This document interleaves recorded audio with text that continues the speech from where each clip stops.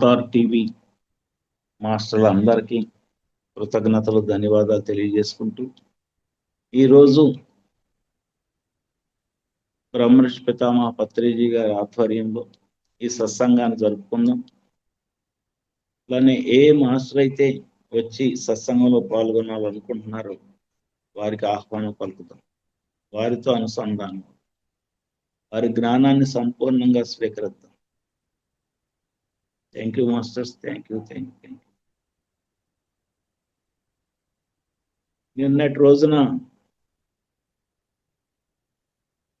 ధ్యానములో ఎనర్జీని ఎలా తీసుకున్నాం, దాన్ని ఎలా స్టోర్ చేసుకున్నామని అట్లాంటి వరకు చెప్పుకున్నాం. ధ్యానములో వచ్చిన ఎనర్జీస్ని ఎలా వాడాలి, ఆ శక్తిని ఎలా మనం ఎగ్జిబిట్ చేయాలి, ప్రజెంట్ చేయాలి అనేది ఈరోజు తెలుసుకుందాం.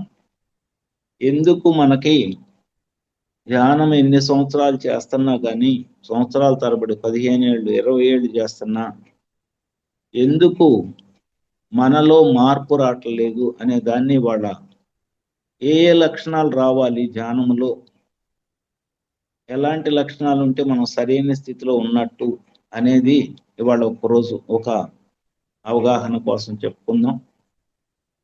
ముందుగా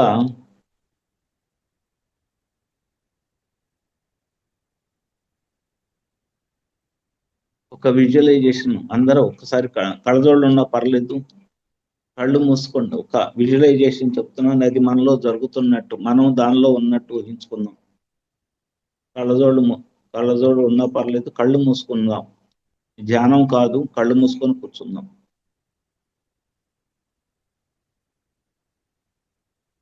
మనందరికీ ఒక ఫార్మ్ హౌస్ లాంటి ఇల్లు ఉంది, మంచి ఇల్లు, ఎవరింట్లో వాళ్ళు ఉన్నాం. ఆ ఇంటి చుట్టూ మనకు కావలసిన అన్ని చెట్లు పెంచుకుంటున్నాం.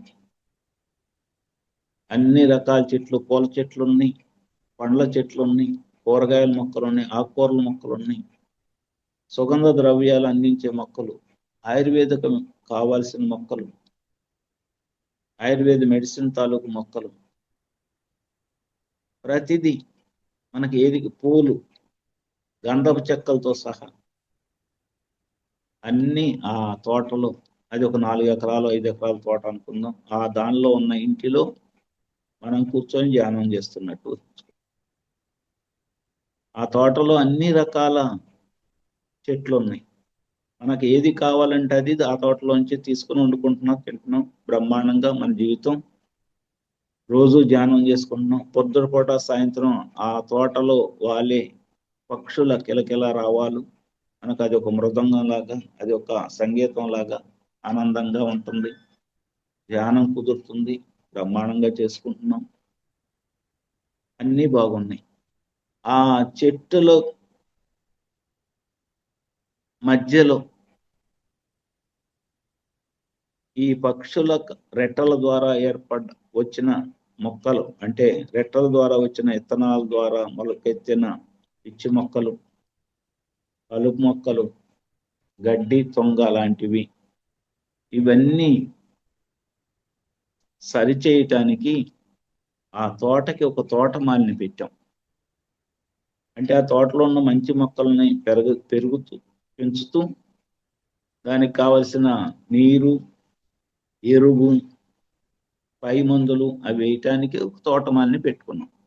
ఆ తోటమాలిని పూర్తిగా ఆ చెట్లన్నింటినీ సరిచేస్తూ, ఎప్పటికప్పుడు పాదులు చేస్తూ, కలుపు మొక్కలన్నీ పీకేస్తూ, నీళ్లు పెడుతూ, ఎరువేస్తూ ఆ తోటను బ్రహ్మాండంగా మంచి మనకి పండ్ల సంపదని, మంచి గాలిని, అన్నిటినీ ఇచ్చడానికి కావలసిన వనరులన్నిటినీ ఆ తోటలో ఆ తోటమాలి చేస్తున్నాడు. మనం దానిలో ఉన్న పంటని పూర్తిగా ఎంజాయ్ చేస్తున్నాం, ఆరోగ్యంగా ఉన్నాం, ఆనందంగా ఉన్నాం, మంచి ధ్యాన స్థితిలో ఉన్నాం.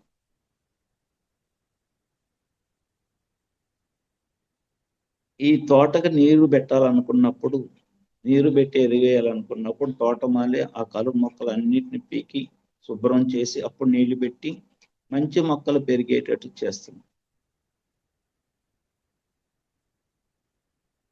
ఇప్పుడు కళ్ళు తెరుద్దాం. కళ్ళు తెరిచి ఆ తోటే మన శరీరం అనుకుందాం. కళ్ళు తెరిచి ఆ తోటే మన శరీరం. ఆ తోటలో ఉన్న కలుపు మొక్కలు పీకాలంటే తోటమాలిని పెట్టుకోవాలి. ఎవరిని పెట్టుకోవాలి? ఇప్పుడు మన శరీరంలో ఉన్న కలుపు మొక్కలను పీక్కోవాలంటే మనమే పీక్కోవాలి. దీనికి తోటమాలి పెట్టడానికి వీల్లేదు. అందుకని మనమే వాటి జాగ్రత్తలు తీసుకో. ఆ కలుపు మొక్కలన్నీ పీకేసుకొని ధ్యానం చేస్తూ ఉంటే మంచి చెట్లకి ఆహారం ఎట్లయితే వెళ్ళిందో అలా మనమే అన్ని శుభ్రం చేసుకోవాలి. మన శరీరంలో ఉన్న కలుపు మొక్కలే అరిషడ్ వర్గాలు అనుకోండి. అంటే అరిషడ్ అహంకారము, మమకారము, వ్యామోహము, కోపము, ద్వేషము, పగ, ప్రతీకారము, జలసి ఇవన్నీ అనుకోండి. అవన్నీ ఉన్నప్పుడు మనం అధికంగా ధ్యానం చేసి ధ్యాన శక్తిని పొందుతున్నాం. అవన్నీ శరీరంలో ఉన్నాయి. కలుపు మొక్కలను పీకల అసలు ఉన్నట్టు సంగతే తెలియదు మనకు. ఆ తోటలో కలుపు మొక్కలు ఉన్న సంగతే తెలియదు. ధ్యానం చేస్తే మంచి ఎనర్జీస్ వస్తాయి అని చెప్తే ధ్యానంలో కూర్చున్నాం, బాగా ఎనర్జీస్ తీసుకుంటున్నాం.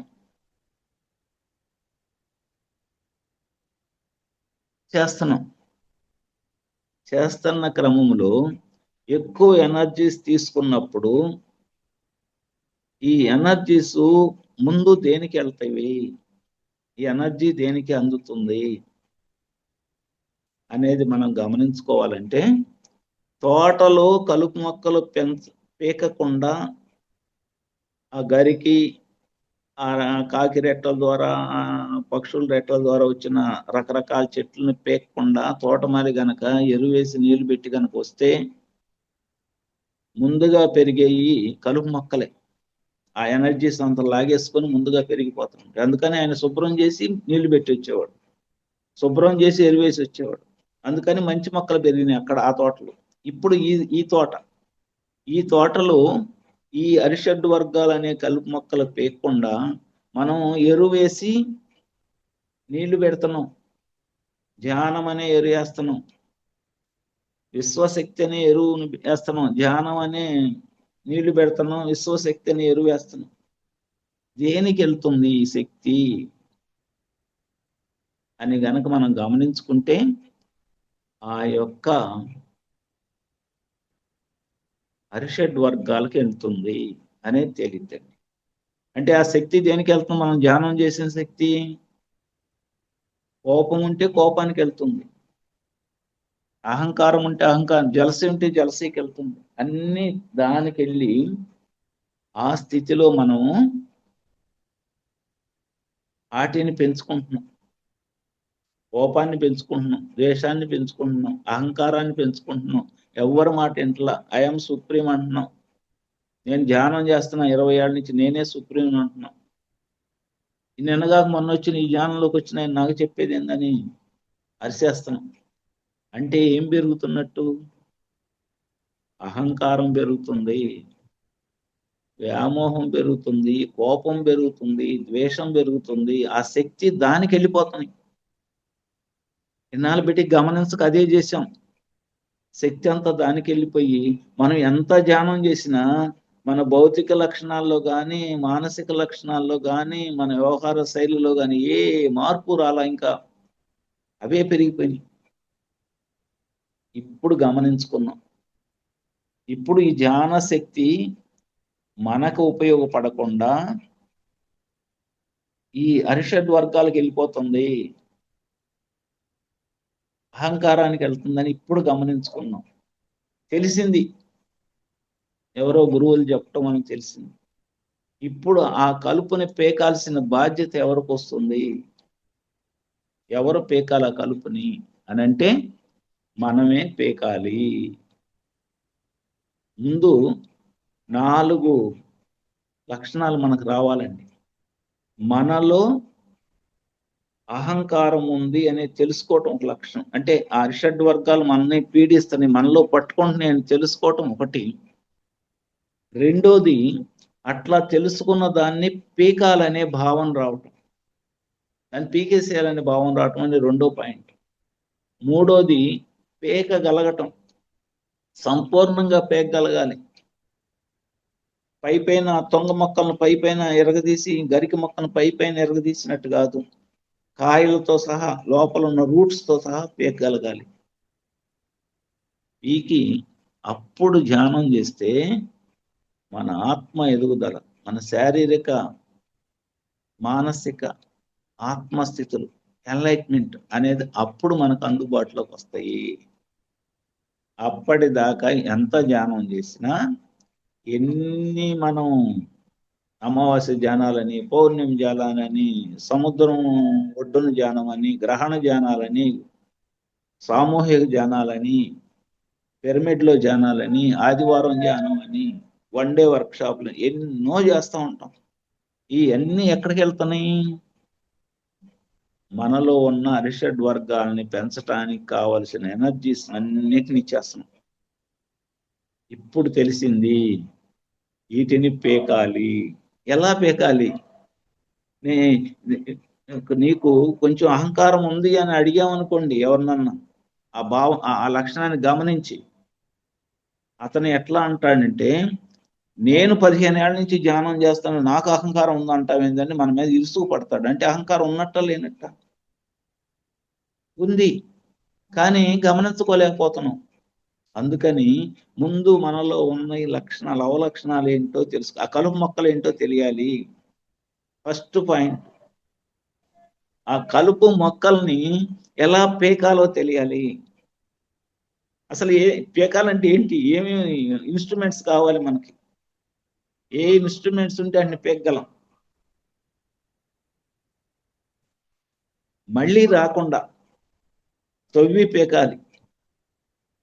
ఏ ఇన్స్ట్రుమెంట్స్ కావాలనేది అది మనకు గమనికుండా తెచ్చుకున్నాం, ఇన్స్ట్రుమెంట్స్ కూడా తెచ్చుకున్నాం.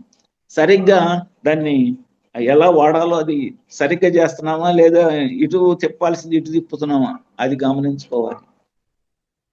సంపూర్ణంగా పీక్కలగాలి. ఈ 4 స్టెప్లు అక్కడ ఉన్నాయి. ఇవన్నిటినీ పూర్తిగా వదిలించుకోవాలి అని అంటే ఏం చెయ్యాలి? ఎలా? దీన్ని అంటే ముందు అంగీకరించాలి. నేను ఆ మోహంలో ఉన్నాను, నేను అహంకారంలో ఉన్న, కోపం ఉంది, నాలో ద్వేషం ఉంది, పగ ఉంది, అన్నీ ఉన్నాయి, ఏది పోలా. కానీ బయటికి ఎట్లా నటిస్తున్నాం? ఓ ఈయన భలే ధ్యానం చేస్తాడు, చాలా మంచి ఆయన, ఎప్పుడు అది ఒక శాలు వేసుకొని తిరుగుతూ ఉంటాం, ప్రశాంతంగా ఉన్నట్టు కనపడటం, ఎంతవరకు చేస్తున్నాం? లోపల రగిలిపోతున్నాయి. రగిలిపోయినప్పుడు ఆత్మ ఎట్లా ఎదిగిద్ది? ఆత్మ ఎదుగుదల కోసమే కదా మనం ఈ ధ్యానాలు ఇవన్నీ చేస్తున్నాం. లోపల కృష్ణమూర్తి వారి మీద నాకు కోపం ఉందనుకోండి, ద్వేషం ఉందనుకోండి, ఆయనకేం కాదు, ఆయన మీద కోపం నాకుంది, నా కణాలు దహించబడతాయి, నా కణాలు సరిగ్గా వర్క్ చేయవు, ఆయన రిసీవ్ చేసుకుంటే ఆయనకు వర్క్ చేయవు, అందుకని ఆయన వదిలేసాడు. నా కణాలు, నేను ఎవరి మీద అయితే కోపం పెట్టుకున్నానో వాళ్ళకేం కాదు,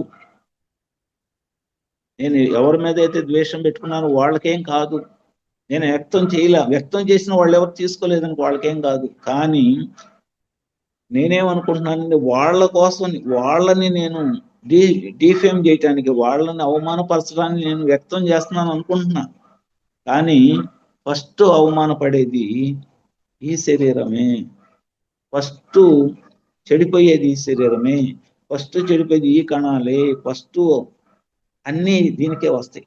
తర్వాత వాళ్ళు తీసుకుంటారా లేదు దాన్ని అవసరం, దాని యొక్క స్థితిని బట్టి వాళ్ళకి అది అందిద్ది. కానీ ఫస్ట్ మట్టుకి ఇదే చెడిపోయిద్ది.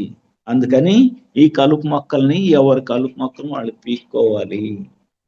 ఏం చేయాలి, ఇప్పుడు ఎలా ఉండాలి, ఈ అరిషడ్ వర్గాలను మంచి దూరం చేయాలంటే మనలో ఏ ఏ లక్షణాలు వస్తే వీటిని బయటికి నెట్టేస్తాం, ఇది కావాలి. ఫస్ట్ లక్షణం అండి, అంటే దాన్ని ప్రాక్టీస్ చేయాలి, ఒక రోజులో అయ్యేది కాదు.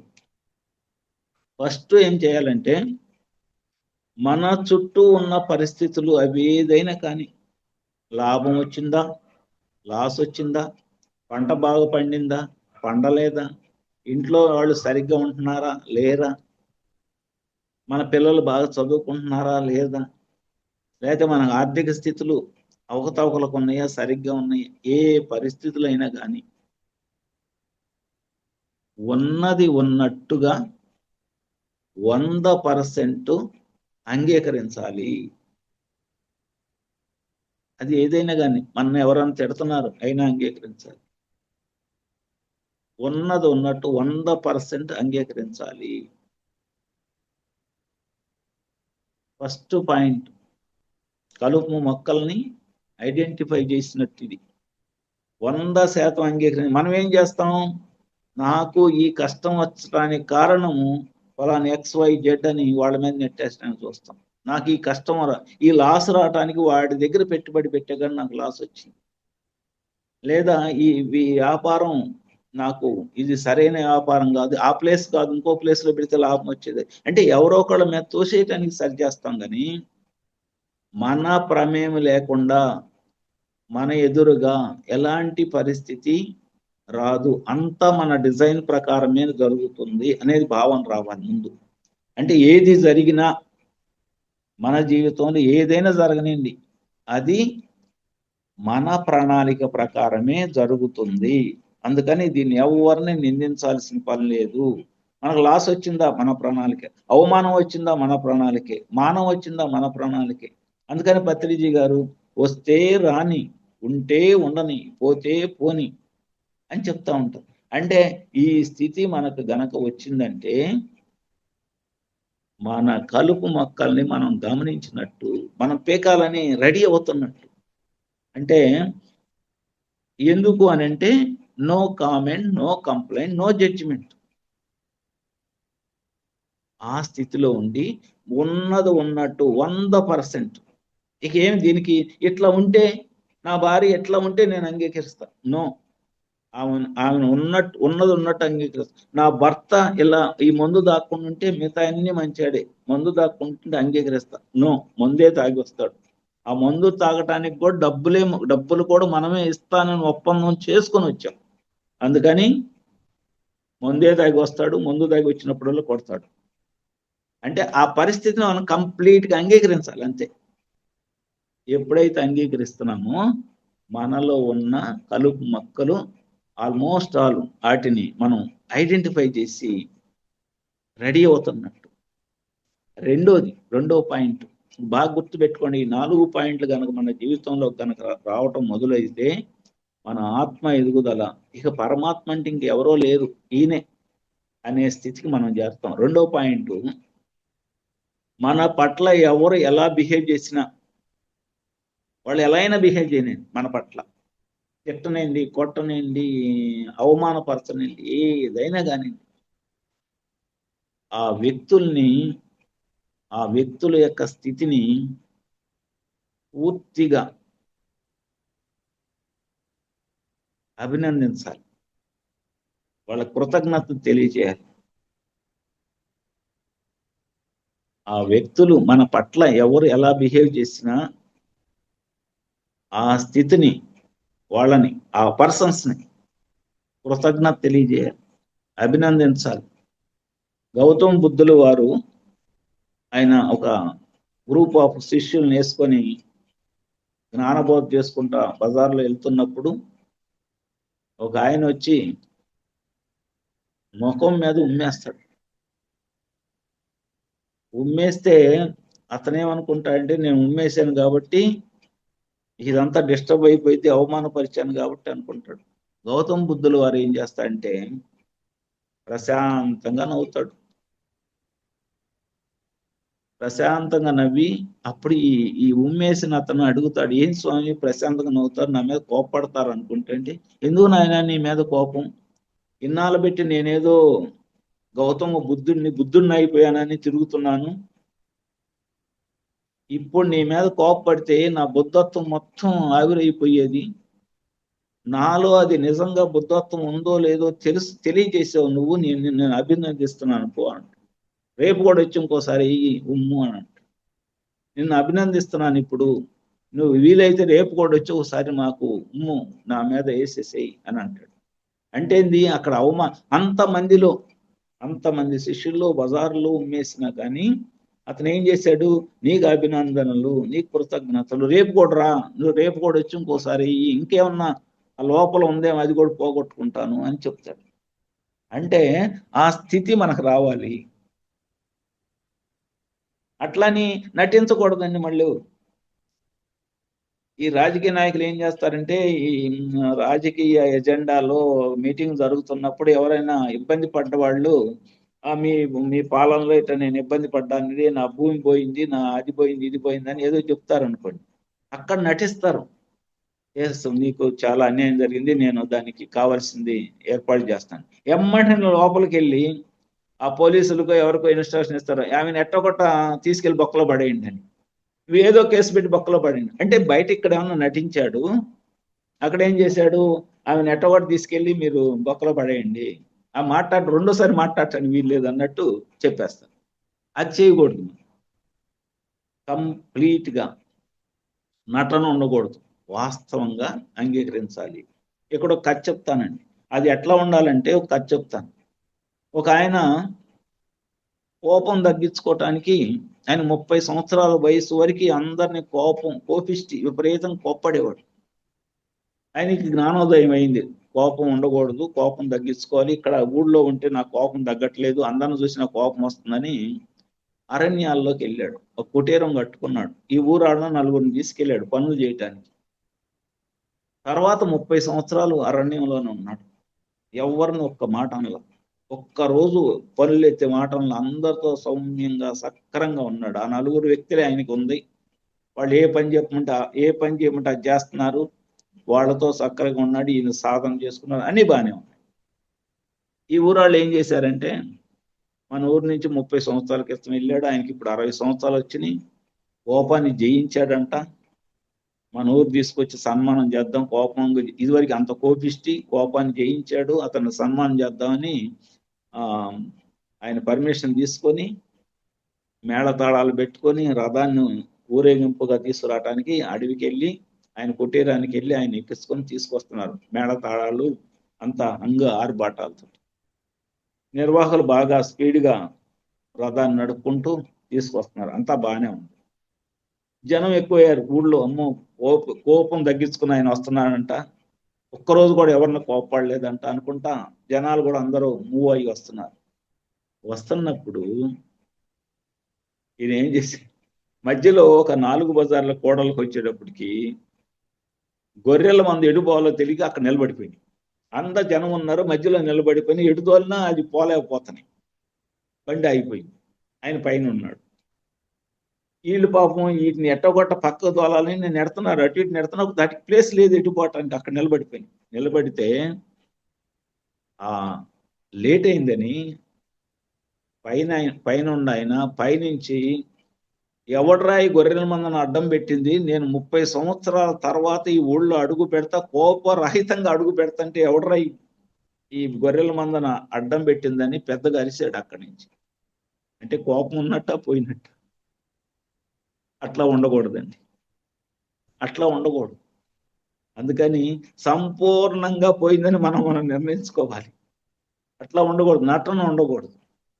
ఇది రెండో పాయింట్ అండి. అంటే మన పట్ల ఎవరు ఏ రకమైన బిహేవియర్ చేసినా, తిట్టినా, పొగిడినా, మానం అవమానం రెంటిని సమానం తీసుకునే స్థితి, లాభ నష్టం అన్నిటినీ, ఎవరు ఏ రకమైన మన డబ్బులే కొట్టారనుకో, నీకు దండవరా బాబు, క్రితం జన్మలో బాకీ తీసుకునే అవకాశం ఇచ్చావు అన్నట్టుగా ఉండాలి. అంటే వాళ్ళని మళ్ళీ ఎదురు దాడి చేయటం కానీ ఏమి చేయకుండా సంపూర్ణంగా వాళ్ళతో అంగీకరించాలి. ఇది రెండో పాయింట్. వాళ్ళకి అంగీకరించడం కాదు, కృతజ్ఞత తెలియజేయాలంట. అది ఎంత కష్టమో చూడండి. ఒక పక్క తిడతంటే నీ కృతజ్ఞతగా, నీకు దండవర స్వామి నీ కృతజ్ఞత, నువ్వు నన్ను భలే కాపాడుతున్నావు అని చెప్పాలంట. రెండో పాయింట్. మూడోది, మనం ఎంతో మందికి ఇబ్బంది కలిగించి ఉంటాం, తెలుసో తెలియకును. మన జీవితం లాస్ట్ జీవితం. ఇప్పుడేదో ముసుగేసుకున్నాం, ఏదో మంచాడు అని. కానీ ఇంతకుముందు ఇబ్బంది పడ్డవాళ్ళు, ఇబ్బందిని మన వల్ల ఇబ్బంది పెట్టిన వాళ్ళ దగ్గరికి వెళ్ళి క్షమాపణ కోరగలగాలి. వాళ్ళు క్షమిస్తారో లేదనేది వాళ్ళ ఇష్టం, కానీ మనం క్షమించమని కోరగలగాలి. మూడో పాయింట్. వాళ్ళని మీరు క్షమించండి, మీరు గనక నేను ఇంత ఇబ్బంది పెట్టాను, మీ పట్ల చాలా అమానుషంగా ప్రవర్తించాను, నన్ను క్షమించండి అని అడగగలగాలి. ఎట్లా అడగాలంటే వాళ్ళు కనపడ్డప్పుడు అది ఆ హృదయపూర్వకంగా అడగటం కనుక నేర్చుకుంటే చాలా కలుపు మొక్కలు పీకేసింది. లాస్ట్ది ఇంకోటి ఏంటంటే, మనల్ని ఇబ్బంది పెట్టిన వాళ్ళని క్షమాపణ కోరగలగాలి. వాళ్ళు క్షమించినా క్షమించకపోయినా మనకు సంబంధం లేదు. ఎవరైతే మనల్ని ఇబ్బంది పెట్టారో వాళ్ళని వాళ్ళు అడిగిన అడగకపోయినా మనం క్షమించగలగాలి. ఏదో తెలియక చేశాడు, వదిలే, అతన్ని ఎందుకు ఇబ్బంది పెడతాం, నా మంచి కోసం చేశాడనే భావనలో వదిలేయగలగాలి. ఇప్పుడు 4 లక్షణాలు చెప్పానండి. ఫస్ట్ది, మన చుట్టూ ఉన్న పరిస్థితుల్ని ఉన్నది ఉన్నట్టుగా అంగీకరించటం. ఇది ఫస్ట్ పాయింట్. ఏదైనా కానీ అది అంతా మన మంచిగా జరుగుతుంది, నా ప్రణాళిక ప్రకారమే జరుగుతుంది, ఎవరి ప్రమేయం లేదు, నేను అడిగినయే జరుగుతున్నాయి అనే భావనలో ఏది జరిగినా ఉన్నది ఉన్నట్టుగా అంగీకరించే స్థితి ఈ ధ్యాన జీవితంలో రావాల్సిన ఫస్ట్ మార్పు. రెండోది, మన పట్ల ఎవరు ఏ రకమైన బిహేవ్ చేసినా, ఎందుకంటే వాళ్ళని మనమే కొనుక్కొచ్చుకున్నాం. ఎందుకో మన జీవితంలో నువ్వు ఆ స్థితిలో ఉన్నావో లేదో తెలుసుకోవటానికి, నేను ఆ స్థితికి తీసుకెళ్ళటానికి నువ్వు రారా బాబు, నీకు డబ్బులు ఇచ్చి నేను ఇది చేస్తానని వాళ్ళని మనం పెట్టుకొచ్చుకున్నాం ఆత్మపరంగా. అందుకని వాళ్ళు ఎలాంటి బిహేవ్ అయినా చేయనండి, వాళ్ళ కృతజ్ఞతలు, ధన్యవాదాలు, దండం పెట్టగలరు. తిట్టినా కొట్టినా, ఎందుకంటే వాళ్ళు they are giving training to us. Training చేస్తున్నారు, నువ్వు ఇట్లా ఉండాలి, ట్రైనింగ్ ఇస్తున్నారు. ఆ ట్రైనింగ్ని అంగీకరిస్తూ ముందుకు సాగాలి.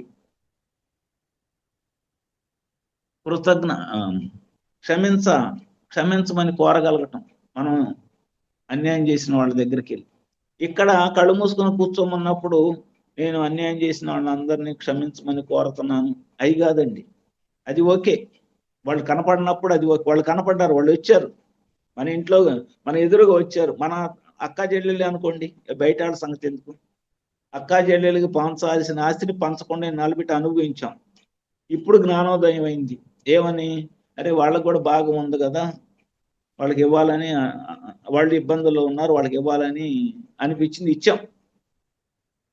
ఇచ్చి వాళ్ళని క్షమించమని కోరాలంటే ఆ పాత ఇవి ఉంటాయి కదా, క్షమించిదో లేదో అని ఉంటాయి కదా. అందుకని చాటు కూర్చొని క్షమించండి అని అడుగుతాం. కానీ ఎదురుగా వచ్చి మన ఇంట్లోకి వచ్చిన మన అక్కనో చెల్లెలను వెళ్ళి, అక్క నన్ను క్షమించు, నేను ఇన్నాళ్ళు పెట్టి తెలియక చేశానని అడగమంటే అక్కడ యాక్సెప్ట్ చేయలేము. ఎందుకనంటే ఇంకంత దాకా ఎదగలేం మనం. చాటుగా అయితే పని చేసాం, కానీ ఎదురుగా వచ్చినప్పుడు కూడా వాళ్ళని క్షమించమని కోరగలగాలి. అట్లానే అందరినీ క్షమించగలగాలి, మన పట్ల చేసిన వాళ్ళందరినీ క్షమించగలగాలి. వాళ్ళు అడిగిన అడగకపోయినా, అపకారికి ఉపకారం నెపమెన్నక చేయువాడు నేర్పరిస్తుంది. వాళ్ళు అడిగిన అడగకపోయినా వాళ్ళని క్షమించగలగాలి. ఎప్పుడైతే ఆ స్థితులు, ఈ 4 స్థితులను మనం గనక మెయింటైన్ చేయగలుగుతామో, మన ఎనర్జీస్, మనం ధ్యానంలో పొందిన ఎనర్జీస్ వేస్ట్ కాకుండా మనకే, మన ఆత్మ ఎదుగుదలకే ఉపయోగపడతాయి. ఈ 4 లక్షణాలను కనుక మనం పొందగలిగితే రావటం అంటే ఈ అంత తేలిగ్గా ఒక రోజులో రావండి ఇవి. ఎంతో ఎరుక ఉండాలి. ఎంతో ఎరుక. అసలు మనకు ఆ లక్షణాలు ఉన్నాయి అనే విషయమే తెలియదు. ధ్యానం చేస్తాను, నేను అంతా బ్రహ్మాండంగా ఉన్నాను అనుకుంటాం. ఆ లక్షణాలు ఆ కలుపులు ఉన్న విషయమే మనం పట్టించుకోం, తెలియదు. అంత అమాయకంగా ఉంటాం. అందుకని ఆ స్థితిని దాటి ఆ ధ్యాన ఎనర్జీని కలుపు మొక్కలకు వెళ్తానయ్యా, మన ఆత్మ ఎదుగుదలకు ఉపయోగపడుతుంది అనేది జడ్జి చేసుకోవాల్సిన బాధ్యత మనదేను. అంటే మనం అహంకారపూరితంగా ఉంటున్నామా? ఎవరన్నా ఈ రోజే ధ్యానానికి వచ్చిన వాళ్ళు ఉన్నారనుకోండి, వాళ్ళు ఏదైనా మనకు గైడెన్స్ ఇవ్వబోయారు అనుకోండి, సపోజ్, లేకపోతే 4-5 రోజుల్లో ధ్యానం చేసి, ఏమో సార్ ఇట్లా కాదు, ఇది ఇట్లా చేస్తే బాగుంటుందని ఏదైనా చెప్పాలని నోరు తెరిచి చెప్తే, ఏయ్ నిన్నగా నువ్వు మొన్న వచ్చావు, నీకేం తెలుసు, కూర్చో అన్నావు అనుకోండి, అప్పుడు అహంకారం ఉన్నట్టు లేనట్టు? ఉన్నట్టే కదా. అసలు ఆ అమ్మాయి ఏం చెప్తుందో చూద్దాం, లేకపోతే ఆయన ఏం చెప్తున్నాడో ఇందాం, తర్వాత పాటిస్తాలా లేదని నెక్స్ట్ పాయింట్. ముందు ఇందాం అనేది రావాలి. వచ్చినప్పుడు అప్పుడు నీకు ఆ పరిస్థితిని యాక్సెప్ట్ చేసినట్టు, వాళ్ళని అందరిని యాక్సెప్ట్ చేసినట్టు. అంతేగాని నేను గొప్ప, నా ఎదురుగా నువ్వు చెప్పేంత దానివి అయ్యావా అని అంటే ఏమైనట్టు? అంటే మనకంటే తెలివిగల వాళ్ళు ఉండకూడదని, మనం ముందు వస్తే అంతా అన్నీ తెలుసని లేదండి. ఇవాళ వచ్చిన వాళ్ళు కూడా చెప్పేవాళ్ళు ఉన్నారు, బ్రహ్మాండమైన స్థితులను చెప్పేవాళ్ళు ఉన్నారు. అందుకని ఎవరేం చెబుతున్నా వాళ్ళని అందరినీ అంగీకరించాల్సిందే. ఈ లక్షణాలు మనం గనక పెట్టుకోగలిగితే మన ఆత్మ ఎదుగుదల ఈ జన్మలోనే చాలా వరకు వెళ్ళిపోతుందండి. ఈ 4 లక్షణాలు రావాలి. 4 లక్షణాలు అటువంటి ఒకసారి వచ్చే కాదండి, చాలా చాలా చాలా కఠినంగా ఉంటుంది. ఎందుకంటే అన్నింటినీ యాక్సెప్ట్ చేస్తున్నాం, మన చుట్టూ జరిగిన వాటిని యాక్సెప్ట్ చేయమంటున్నాం, ఉన్నది ఉన్నట్టుగా చేయమంటున్నాం. మరి ఇంట్లో పొద్దాలు పోరు పెడతారు వాళ్ళు, లేకపోతే ఏదో ఒకటి ప్రాబ్లం క్రియేట్ చేస్తాం. చెయ్యాలి అంతే. ఎందుకు అని అంటే మనల్ని ట్రైన్ అప్ అవుతున్నాం. మనం ఆత్మ ఎదుగుదలకు కావాల్సిన వనరులన్నీ ఏర్పాటు చేసుకోవటానికి ట్రైనింగ్ ఇస్తున్నారు వాళ్ళు అనే భావన మనలోకి ఉండాలి. అంతేగాని నాయనో ఈయన దగ్గర అసలు మనం తట్టుకోలేము, మనం ఈ బాధ పడలేము అన్నట్టుగా ఉండకూడదు. ఇది ప్రతి వాళ్ళు ఈ ఉన్నది ఉన్నట్టుగా 100% యాక్సెప్ట్ చేయటం అనేది చాలా. అందుకనే పత్రిజీ గారు ఎవరిని కామెంట్ చేయబాక, ఎవరిని కంప్లైంట్ చేయబాక, ఎవరు జడ్జిమెంట్ ఇవ్వబాక, వాళ్ళ స్థితిలో వాళ్ళు చేస్తారు, నీ స్థితిలో నువ్వు చేసుకుంటూ వెళ్ళిపో. వాళ్ళకి నువ్వు కామెంట్ వద్దు, కంప్లైంట్ వద్దు, ఏమొద్దు. మనతో అసోసియేట్ రకరకాల వాళ్ళు ఉంటారు కదా మనతోటి. ఆ పరిస్థితులు అన్నిటిని ఉన్నది ఉన్నట్టు అంగీకరించు, అంతే. చేసుకుంటూ వెళ్ళిపో, అంగీకరించి చేసుకుంటూ వెళ్ళు. అంతేగాని అంగీకరించకుండా నాదే నెగ్గాలి అనుకోవటం అంటే అహంకారాన్ని పెంచి పోషిస్తున్నట్టే. నాది నెగ్గాలి, నేనే సుప్రీం, నేను ఇది నడుపుతున్నా, నేనే సుప్రీం అనుకున్నామా, అహంకారాన్ని పెంచి పోషిస్తున్నట్టే. వినయంగా ఉన్నట్టు నటిస్తా ఉండే, అది కాదు, నటించకూడదు ఇక్కడ, కంప్లీట్గా వదిలేయాలి. చాలా మంది నటిస్తాం. ఏది, నేను ఎవరిని నేనేమన్ను, నేను మంచాడిని అని అనిపించుకోవటానికి నటిస్తూ, అవతల వ్యక్తికి ఏదన్నా ఇబ్బంది కలిగింది అనుకోండి, నన్ను నలుగురిలో ఇంత మాట అంటదా, దీని తెక్క బాగా కుదిరిందిలే అని మనసులో భావన చేస్తూ ఉంటారు కొంతమంది. బయటికి ఏమన్నా బయటకు అనకూడదు, మనం ధ్యానం చేస్తున్నామని ఆ ఫేస్ పెట్టి లోపల ఈ జలసిని పెంచుకుంటాం. ఇలాంటివన్నీ ఉండకూడదు. ఉండకుండా ఎప్పుడైతే ఉందో అప్పుడు మనం తీసుకున్న ఎనర్జీ చాలా వరకు మన ఆత్మ ఎదుగుదలకే ఉపయోగపడుతుంది. కానీ ఇలాంటి సైడ్ వేసుకు పోదండి.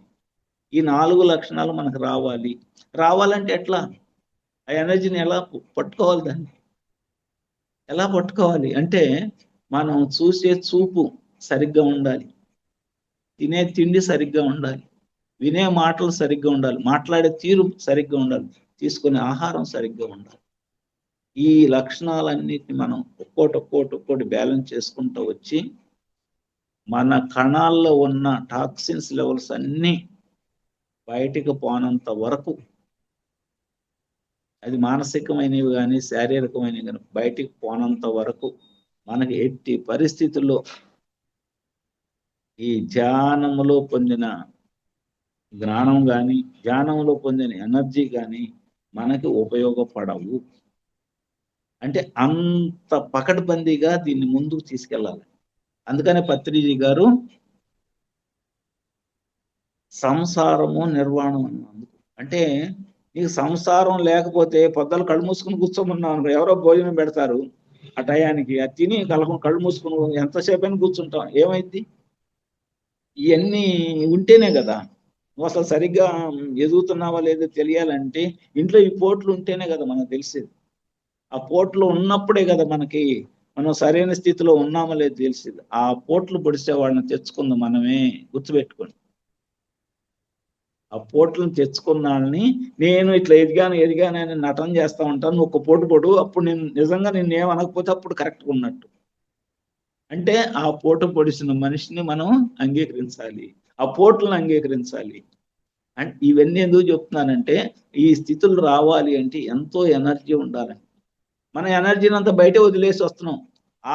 ఆ మాటలిని ఈ మాటలిని, ఏదో చూడకూడని చూసి వినకూడని అన్ని చేసి, తినకూడని తిని, ఎరుకు లేకుండా ఎక్కడ పడితే అక్కడ మాట్లాడటం, ఇవన్నీ చేయటం వలన ఈ ఎనర్జీ చాలక మళ్ళీ ఈ 4 లక్షణాలు మనం పొందలేకపోతున్నాం. మరి ఎప్పుడు అవుతుంది? మనం మంచి మొక్కలు పెరగాలంటే ఏం చేయాలి అని అంటే ఈ 4 కలుపు మొక్కలను పీకేయాల్సింది. అంటే మనలో ఉన్న అరిషడ్ వర్గాల్ని పీకేసినప్పుడు అప్పుడు వస్తుందండి మనలో దైవత్వ లక్షణాలు. ప్రేమ, దయ, కరుణ, జాలి, మెచ్చుకోలుతనం, కృతజ్ఞతాభావం, ఈ 6 లక్షణాలు మనకి అందుబాటులోకి వచ్చేస్తాం. ప్రేమ, దయ, కృతజ్ఞత, మెచ్చుకోలుతనం, కరుణ. ఇంకోటేంది? ప్రేమ, దయ, కరుణ, జాలి, మెచ్చుకోలుతనం, కృతజ్ఞత. ఈ 6 లక్షణాలే మానవతా లక్షణాలు. ఈ మానవతా లక్షణాలు రావాలి అంటే మన శరీరంలోనికి, మానవుడిగా మనం ఉండాలంటే అరిషడ్ వర్గాలనే కలుపు మొక్కలను పేకాల్సిందే. ఆటి ప్లేస్లో నీవు వస్తే 2 ఉండవు, అది ఇది 2 ఒకసాటం, 2 కత్తులు ఒక దాంట్లో దూరం. 2 కత్తులు, అరిషడ్ వర్గాలనే కత్తి, ఈ మానవత లక్షణాలనే కత్తి ఒకే వరలో దూరం. అందుకని ఈ కత్తిని పీకితే గానీ అవి వచ్చి జారు. ఆ లక్షణాలను పెంపొందించుకుంటూ ముందుకు సాగితే ఇక మానవుడే మాధవుడు అంటారే, అలా తయారవుతాం మనం. లేకపోతే అప్పుడు దాకా నటిస్తాం. నేను ధ్యానిని, నేను ఋషిని, నేను యోగిని అని నటిస్తూ ఉంటాం. విశ్వామిత్రులాగా ఎరుకు లేకుండా ధ్యాన శక్తిని 10,000 సంవత్సరాలు తపస్సు చేసిన శక్తిని 1 సంవత్సరంలో అయిపోగొట్టు. ఎరుక లేక మళ్ళీ 10,000 సంవత్సరాలు తపస్సు చేసిన శక్తిని మళ్ళీ 1 సంవత్సరంలో, మూడోసారికి వచ్చింది ఎరుక. మూడోసారి పట్టుకున్నాడు. అమ్మో ఇప్పుడు వచ్చిన ఆయన్ని కనుక అన్నం పెట్టకపోతే నేను మొత్తం ఇది కూడా పోయిద్ది అని జాగ్రత్త పడ్డాడు. ఆ ఎరుక ఉండాలి. ధ్యానం చేసినప్పుడు ఎరుక అనేది అన్నిటిలో ఉండాల్సిందే. చివరికి మనం ఎన్లైట్మెంట్ పొందేటప్పుడు కూడా మన మనసు అనేక రకాలుగా లాగుతూ ఉంటది. నువ్వు అది తీసుకో, ఇది తీసుకో, అది అడుగు, ఇది అడుగు అంటా ఉంటుంది. వద్దు, కీర్తి ప్రతిష్టలు నీకు ఎందుకు పనికిరావు, నీ సంపదలు ఎందుకు పనికిరావు, ఏది పనికిరాదు ఒక ఆత్మ జ్ఞానం తప్ప, ఏది పనికిరాదు ఆత్మ ఎదుగుదల తప్ప. మన దృష్టి అంతా అక్కడ పెట్టాలి. అక్కడ పెట్టినప్పుడు మాత్రమే మన ఆత్మ ఎదుగుదలలో మన ముందు అడుగు పడుతూ ఉంటుంది. ధ్యానము చేసి అన్నిట్లో ఏలు పెడతా ఉంటే ఆత్మ ఎదుగుదల రాదు. ఇది పరమ సత్యమైన మాట. అన్నిట్లో ఏలు పెడుతున్నాం. రాజకీయాల్లో నాదే ఉంటుంది, ఈ పార్టీ గొడవల్లో ఉంటున్నాం, ఈ ఊళ్ళో జరిగే తగులాటలో మన చెయ్యే ఉంటుంది. వీటన్నిటితో పాటు గంటల గంటలు టీవీ చూస్తున్నాం. గంటల గంటలు టీవీ పెట్టుకొని అక్కడ ఉన్న ఎమోషన్స్ అన్ని మన నెత్తి మీద వేసుకుంటాం. టీవీ పెట్టుకుని మంచివి పెట్టుకుంటే పర్లేదండి, ఈ సీరియల్స్ ఇలాంటివి పెట్టుకుంటే వాటి మూలాన ఆ చెత్త అంతా పడిపోయి మనం కూడా ఒక క్యారెక్టర్ని ఊహించుకుంటాం, అందుట్లో ఉన్న బ్యాడ్ క్యారెక్టర్ని, అందులో కూడా నెగిటివ్ పర్సన్ రోల్ని ఊహించుకొని ఆ ఎమోషన్స్ అన్ని వదిలేస్తూ ఉంటాం. ఇంకా మన ఎనర్జీ ఎందుకు ఉంటుంది మనలో? మనం ధ్యానం చేస్తున్నాం 2 గంటలు 3 గంటలు బ్రహ్మాండంగా తీసుకున్నాం, ఎమ్మడెళ్ళి టీవీ ఆన్ చేస్తున్నాం, ఆ సీరియల్ అమ్మో సీరియల్ అయిపోతుంది, ఆ సీరియల్ చూస్తున్నాం. 1 గంట చూసామనుకో చల్ మొత్తం వెళ్ళిపోయింది. టీవీ చూడకూడదని చెప్పటం కాదండి, ఎరుకతో ఉండాలి ప్రతి విషయంలో. మాట్లాడేటప్పుడు పౌరుషంగా మాట్లాడే మాటకి సాఫ్ట్గా మాట్లాడే మాటకి తేడా ఉంటుందా? ఉండదు. ఒకే మాట పౌరుషంగా మాట్లాడితే మన ఎనర్జీ ఎక్కువ లాస్ అయింది, సాఫ్ట్గా మాట్లాడితే మన ఎనర్జీ వచ్చింది. చూడండి, ఒకటే మాట మాట్లాడేది, ఒకటే మాట మనం మాట్లాడుతున్న ఇందాక మాట్లాడింది అది, ఇప్పుడు పౌరుషంగా మాట్లాడామనుకో ఎనర్జీ లాస్ అవుతాం, సాఫ్ట్గా మాట్లాడామనుకో ఎనర్జీ మనకు వచ్చింది. ఇవన్నీ ఎరుకతో ఉండి మన ధ్యాన శక్తిని ఎరుకుగా ఉపయోగపెట్టాలి, దీన్ని ఎక్కడ వేస్ట్ చేయకూడదు అనుకున్నప్పుడు ఈ 4 లక్షణాలు పెంపొందించుకోవడానికి ఉపయోగపడుతుంది. అది ఏ 4? ఇందాక లాస్ట్లో చెప్పానే, ఉన్నదన్నట్టు అంగీకరించటం, అందరినీ కృతజ్ఞత తెలియజేయటం, క్షమించమని కోరటం, క్షమాపణ అడగటం, క్షమించగలగటం. ఈ 4 లక్షణాలు మనం పెంపొందించుకోవాలంటే ఈ శక్తి మనకి లాస్ కాకుండా ఎరుకతో ఉండి ప్రతి విషయంలోనూ ఎరుకతో ప్రవర్తిస్తూ నడకంతా ఎరుకతో ఉన్నప్పుడు అప్పుడు ఈ 4 లక్షణాలకు దగ్గరికి వెళ్తూ ఉంటాం, ప్రాక్టీస్ చేస్తూ ఉంటాం. కొద్ది రోజుల్లో ఆ లక్షణాలన్నీ మనకు రావటం అని అంటే మనం సంపూర్ణ మానవుడిగా ఎదిగి ఆ తర్వాత మాధవుడిగా ఎదగటానికి కావలసిన మెట్లు తయారవుతున్నట్టు గుర్తు. ముందు సంపూర్ణంగా మానవుడిగా ఉండాలి. మానవుడే మాధవుడి కంటే గొప్ప. ఇంకో రకంగా చెప్పాలంటే వాళ్ళల్లో కూడా గోళ్ళు ఉన్నాయి. ఏది దేవతల్లో కూడా ఆయన ఎవరు? ఇంద్రుడు ఎప్పటికప్పుడు ఆయన సింహాసనం కాపాడుకోవటాన్ని అనేక రకాల ఆయన మంత్రాలు విద్యలో అన్ని ప్రదర్శిస్తాడు కదా. అంటే కోపం ఉన్నట్టే కదా, ఇతరులు ఎవరు రాకూడదు ఈ సింహాసనం మీద, కానీ అందరినీ ఎక్కడ ఎవరో చేస్తున్నా వాళ్ళందరినీ ఇబ్బంది పెడతానే ఉంటాడు కదా. అంటే అక్కడ ఉన్నాయి. దేవతల కంటే మానవుడే గొప్పవాడవ్వాలి. అందుకనే పత్రిజీ గారు ఒక సందర్భంలో ఏం చెప్పారంటే, మానవ సేవే మాధవ సేవ అంటాం కదా, అది కాదంటండి. మాధవ సేవ చేస్తున్నామంటే మానవుడికి సేవ చేయి. నువ్వు మానవుడికి సేవ చేస్తే మాధవుడికి చేసినట్టే. మనం ఏమనుకుంటాం? మానవుడికి చేసిన సేవ మాధవుడికి అవుతుంది అనుకుంటున్నాం. మాధవుడికి చేసే సేవ మానవుడికి చేయను అంటే మానవుడే గొప్పవాడు అనే మాట వాడతాడు. నాకు చెప్పడం కుదరలేదు ఇది. ఆ మానవత్వ లక్షణాలను మనం పెంపొందించుకోవాలంటే ఈ కలుపు మొక్కలన్నిటినీ పేకాల్సిందే, దీంట్లో నో డౌట్ ఎట్ ఆల్. కలుపు మొక్కలు పేక్కుండా నువ్వు ఎంత ధ్యానం చేసినా దానికి వెళ్తుంది నీ సారం అంతా, అదంతా వెళ్ళిపోతుంది. దాన్ని పట్టుకు ఎరుకతో ఉండాలి. ప్రతి విషయం ధ్యానం చేస్తాను, ఎరుకు కోల్పోకూడదు. ప్రతి విషయంలో ఎరుకుతో ఉండాలి. అన్నిటిలో, నీళ్లు తాగే దగ్గర నుంచి, తినే దగ్గర నుంచి, చూసే దగ్గర నుంచి, వినే దగ్గర నుంచి, ఎవ్రీథింగ్ ఆప్టిమంగా ఎంత బరువు వేయాలో అంత బరువే ఉండాలి. అట్లా ఉండగలిగితే అప్పుడు మన మానవుడిగా ఎదుగుతామండి. ఆ తర్వాత మానవుడిగా సరిగ్గా వెళ్తే ఇక మానవుడిగా ఎదగటం ఈజీ. ఇప్పుడు మానవుడిగా ఎదగటమే కష్టం, ఈ 4 లక్షణాలు రావటమే కష్టం. ఆ తర్వాత ఆటోమేటిక్ ఇదంతా మనలో ఆ దైవత్వాన్ని చూసుకోగలుగుతాం. ఆత్మ సాక్షాత్కారం అంటే అదే, మనలో ఉన్న దైవత్వాన్ని చూసుకోవటమే ఆత్మ సాక్షాత్కారం. ఎమ్మడే చూసుకోగలుగుతాం. అందుకని ఈ 4 లక్షణాలను పెంపొందించుకోవటానికి మాత్రమే మన ధ్యాన శక్తిని ఉపయోగపడేటట్టు చేసుకుందాం. ఈ 4 లక్షణాలను పెంపొందించుకోవటానికి మాత్రమే ఉపయోగపడితే, తొందరగా అవి గనక బయటికి వెళ్ళిపోతే అప్పుడు మనం నిజమైన మానవుడిగా వృద్ధి చెందినట్టు. నిజమైన మానవుడు ఎప్పుడైతే వృద్ధి చెందామో అప్పుడు ఆత్మ సాక్షాత్కారం, అంటే మనలో ఉన్న దైవత్వం, దానికి ఏమి మనం తాడు పెట్టి లాగాల్సిన పని లేదు, ఆటోమేటిక్గా ఓపెన్ అయిపోతుంది. ఇప్పుడు దాకా మురికి కోపంలో ఉన్నట్టు ఉంది, అది ఆటోమేటిక్గా బయటకు వచ్చి క్లీన్ అయ్యి మొత్తం కడిగిన ముత్యంలాగా తయారవుతుంది. ఈ 4 లక్షణాలని ప్రాక్టీస్ చేద్దాం. ఆ ఎనర్జీని, మనం ధ్యానంలో పొందిన ఎనర్జీని ఈ 4 లక్షణాలు పెంపొందించుకోవటానికి మనం గనక ఎరుకుతో ఉండి ఉపయోగపెట్టుకోగలిగితే, ఇప్పుడు నన్ను వచ్చి ఎవరైనా తిట్టారనుకోండి, అది ఇవి క్లాస్ అయిపోయిందో చెప్పేవాళ్ళే బోడిముండవడం, నిన్న ఇవ్వడం సుత్తి కొట్టావని అన్నావు అనుకోండి, నేను ఎలా తీసుకోవాలి? ఏంట్రా బాబు నిన్న నుంచి ఎట్లా చెప్పించుకొని ఇవాళ ఏంది ఈ మాట అన్నారని అనుకోకూడదు. వాళ్ళు వాళ్ళ స్థితి అది, అంతే. వాళ్ళు ఎక్స్ప్రెస్ చేశారు వాళ్ళకున్న అభిప్రాయం, అంతే. ఆ స్థితిలో నేను వాళ్ళని ఏం చేయాలి? వెరీ గుడ్, నెగిటివ్ గా కూడా మీరు నన్ను అప్రిసియేట్ చేశారు, నా స్థితిని కలగజేశారని మనకు ఆ భావన ఉండాలి. అప్పుడే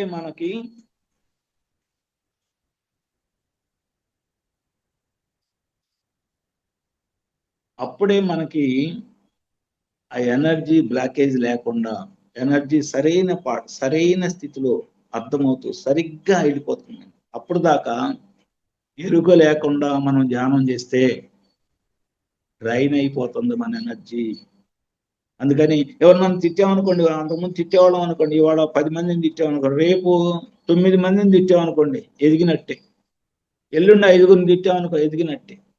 అందుకని ఆ స్థితిని మనం గమనించుకుంటూ, ఎరుకతో జీవిస్తూ, ప్రతి విషయంలో ఎరుకని ఉంటూ, ఈ పొందిన ఎనర్జీని కలుపు మొక్కలకు కాకుండా మానవతా లక్షణాలకు పెంపొందించుకోవటానికి పంపించగలిగితే అప్పుడు మనలో ఉన్న ఆత్మ సాక్షాత్కరించింది, అదే దైవత్వం యొక్క చిహ్నంగా మారుతూ ఉంటుంది.